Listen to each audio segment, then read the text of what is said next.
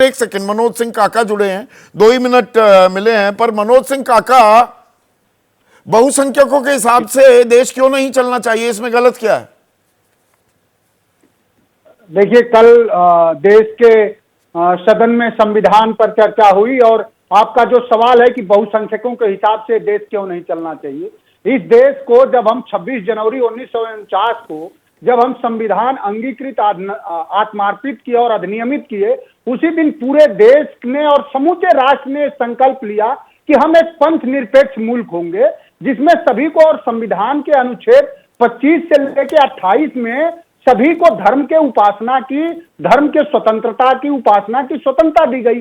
तो हमारा देश न बहुसंख्यक के हिसाब से चलना चाहिए, न अल्पसंख्यक के हिसाब से चलना चाहिए। हमारा देश दुनिया का नेतृत्व तभी कर पाएगा जब संविधान के अनुच्छेद के हिसाब से, जहां सभी को प्रतिष्ठा और अवसर में समता मिले, सभी को अपने उपासना की, अपने धर्म की, अपने मजहब के उपासना की व्यक्तिगत स्वतंत्रता हो।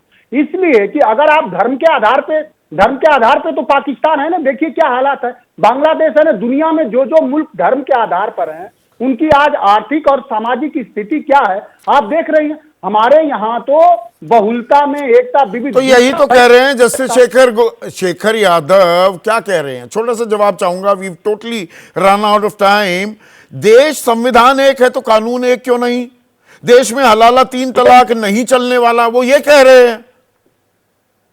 देखिए, जो जस्टिस शेखर यादव जी कह रहे हैं, क्योंकि देश के न्यायालय को इस देश के संविधान का संरक्षक कहा गया, और जब न्यायाधीश ही एक पक्षपाती और धार्मिक उन्मादी बात बोलेगा तो देश के लिए, सबके लिए बहुत खराब होगी। जो दिबांग सर ने बात किया, उनके बात से सम्मत होते हुए समाजवादी पार्टी भी ये चाहती है कि ऐसे लोगों को जो कहीं ना कहीं उन्मादी बयान दे, जिनके अब अपने संवैधानिक दायित्वों का जरा भी भान न हो, ऐसे लोग अगर हमारे लोकतंत्र में, हमारे न्यायिक प्रक्रिया में ना ही रहें तो अच्छा है। ठीक है, 15 second please, total time over हो चुका है, 15 सेकंड प्लीज। देखिए, एक दोहा है, रहीम का है, खीरा सर से काट के मलियत नौन लगाए, रहीमन ऐसे कड़वे मुखन को यही सजा सुहाय। रहीम साहब क्या कह रहे हैं, जिनकी तारीफ की मुख्यमंत्री ने मध्य प्रदेश के, कि रहीम और रसखान की उन्होंने तारीफ की, रहीम कह रहे हैं कि कड़वे वचन वाले को जैसे खीरा को किया जाता है ना, काट के उसमें नमक लगा के रगड़ा जाता है, अपमान सहना पड़ता है। नए मुख्यमंत्री हैं, जान लें कि इस तरह के बयान देना ठीक नहीं कि आप छाती पर पांव रखेंगे। कैसी भाषा है ये, कहां पहुंच गए हैं? अगर मुख्यमंत्री ऐसी भाषा बोलता है तो बाकी फॉलोअर्स क्या करेंगे? वो तो छाती पे पांव रख के खड़े हो जाएंगे। और संयम जरूरी, पालिका वो एक दूसरे के समर्थन में तो कतई उतरते दिखने नहीं चाहिए।